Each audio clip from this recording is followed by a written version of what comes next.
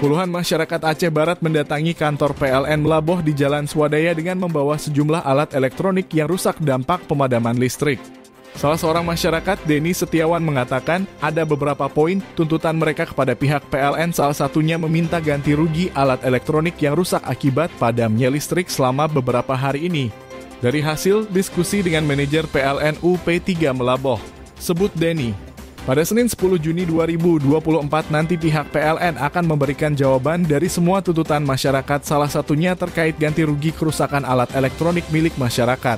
Selain itu, sebut Denny, mereka juga meminta kepada pemerintah Provinsi Aceh untuk membangun unit pengaturan energi kelistrikan di Aceh agar kedepannya tidak lagi diatur oleh Sumatera Utara.